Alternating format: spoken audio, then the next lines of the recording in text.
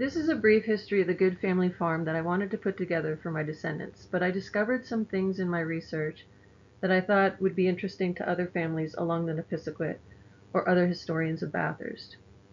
My family has lived on this farm since 1879, part of 3 centuries.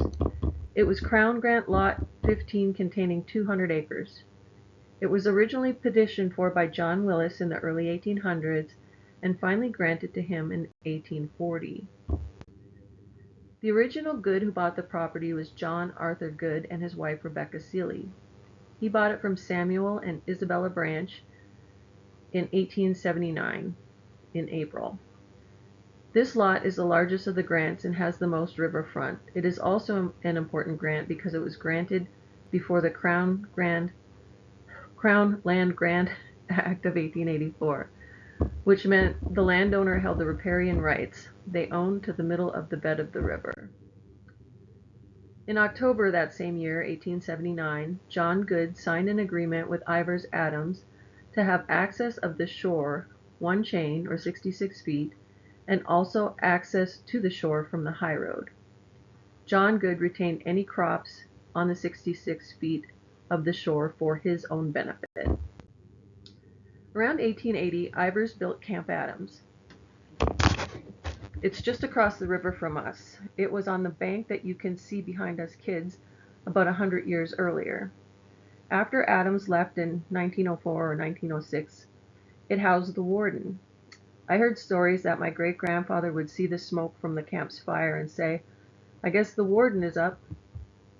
Warden Bateman was also a direct relative. The Goods and Batemans immigrated from Cork, Ireland in the very early 1800s, and the families remained close.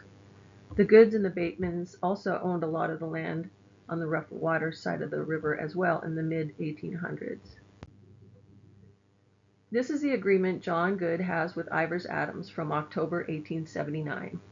It says Adams has access across the waterfront of Lot 15 from Lot 16 to Lot 13, but it doesn't say across 14.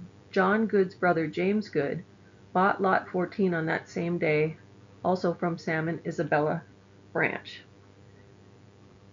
But it doesn't mention James in the deed, so I think it only includes across Lot 15, not 14. The price is blank, but the other same agreements Adam has along the river at this time are for $10 and $15. In 1883, John immigrates to the U.S. He leaves the south half of Lot 15 to his brother Walter Good, Wally, and the north half of Lot 15 to my great-great-grandfather William A. Good, 100 acres each. In 1885, Walter, who coincidentally is also married to a different Rebecca Ann Seeley, deeds the east half of his south half to my great-great-grandfather William A. So William A. has the entire waterfront of Lot 15. He deeds the north half a few months later to his sons Robert and William George Good. Robert eventually deeds his part to William George in 1892. So now William George, my great-grandfather, has the north half of Lot 15 to the waterfront.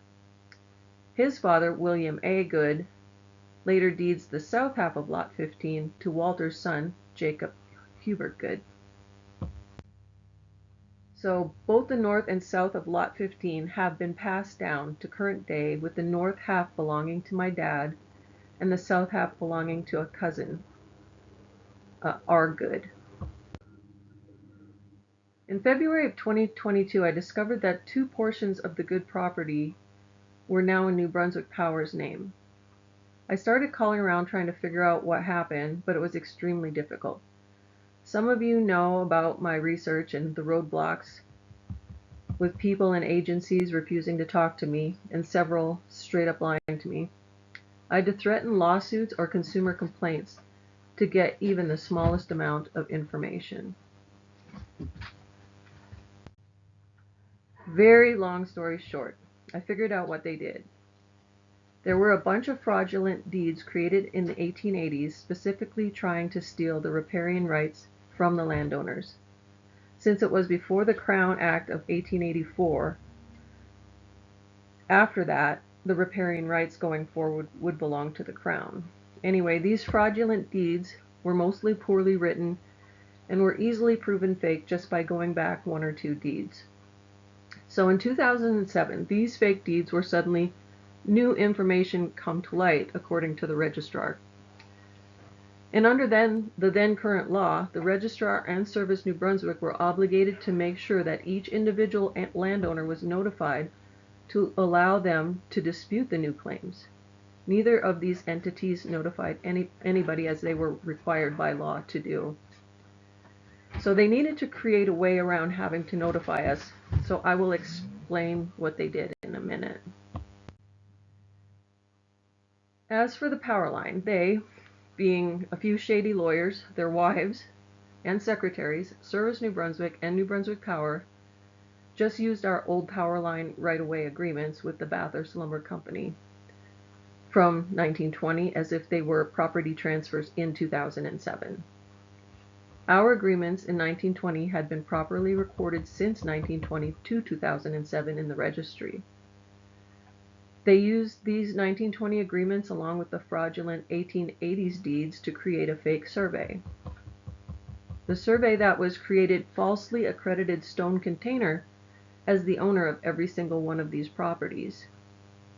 The surveyor also had an obligation to verify that Stone Container, Smurfit Stone, owned the properties, as he's required by law to notify the landowners when he is subdividing property.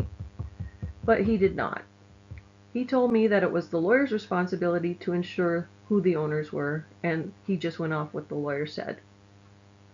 He wasn't given any documentation, and he didn't even review the documents he cites on his survey of our 1920 deeds. If he did, he would have seen that they were simple agreements for $1 and were clearly not our families selling them to Bathurst Lumber Company. If that were the case, then there would have been a chain of transfer from Bathurst Lumber Company to eventually Smurfit Stone. But he doesn't cite that because there is no chain. So Stone Container never owned these properties. They were never assets of Bathurst Lumber Company, the mill, or anyone else besides the landowners. Nor were they ever registered to anybody else. Not up until and including the time of this survey in 2007. The survey was completed and registered on the 19th of June 2007. It's survey number 247180. 9 days later, they were entered into the registry by Service New Brunswick through lawyer Harry Williamson as now belonging to New Brunswick Power based on that survey. They also falsely entered into Service New Brunswick data that they were transferred from Smurfit Stone, not the individual landowners that they were actually transferred from. The survey title has the owner listed as Smurfit Stone. As I said, the power line has never belonged to Smurfit and is in my father's name on June 12, 2007. If it did lawfully belong to such a large company, why was it only being surveyed now and by using our power line agreements from 1920? So what path did Smurfit supposedly come to own them? There is none. Thus the reason they created this survey. The survey was registered on June 19th, as shown on the stamp signature. This is important as they will tell me this survey was done based on a certain document, 2406-1526, but that document wasn't created until June 28, 2007, 9 days later. In other words, it didn't exist yet in order to prompt a survey. The truth is they created this illegal survey to create the June 28, 2007 document ending in 1526.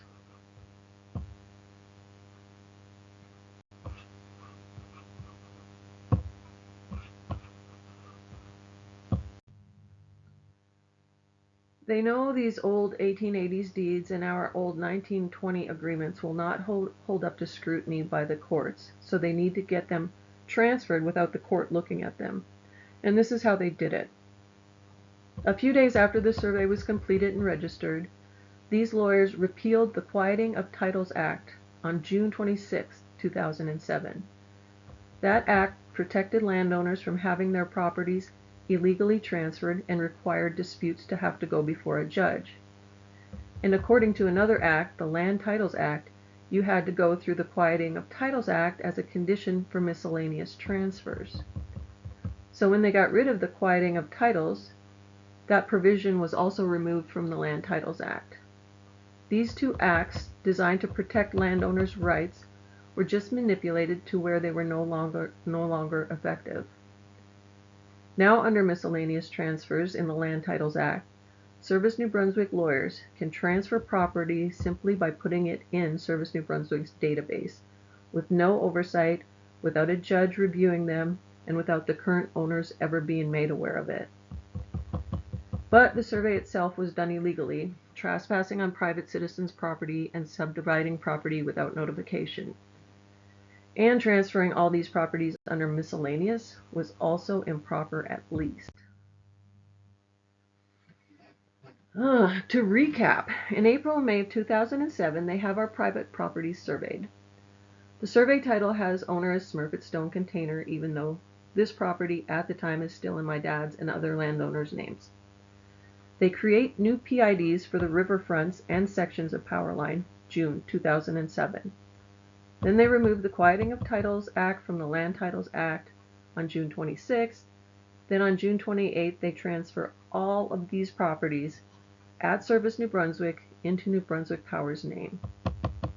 They sign these documents within minutes of each other, as you can see written on the document. 2406-1369 transfer all of our Powerline properties, and 2406-1526 transfers all of our riverfronts. To show proof that this property was transferred from my dad to New Brunswick Power and not from Smurfit to New Brunswick Power is this email. Peter McDougall, Survey and Title Examiner for the Service New Brunswick, confirmed that the last registered owner of parent PID 2033-4025 was 74306. Then he claims infant PID 2081-1014, the riverfront removed from that property, was a result of document 2406-1526. But as you can see, that document wasn't created until June of 28th, 2007. So how could it have belonged to Smurfit Stone on June 12, 2007, as written on the survey? And why does the Service New Brunswick website state that it was transferred from Smurfit Stone if you admittedly say it was from 74306? That's my dad's lawfully registered deed. And to simply remove a parent-infant designation is illegal. He doesn't have the authority to do that. I replied to him pointing these things out, but never heard from him again.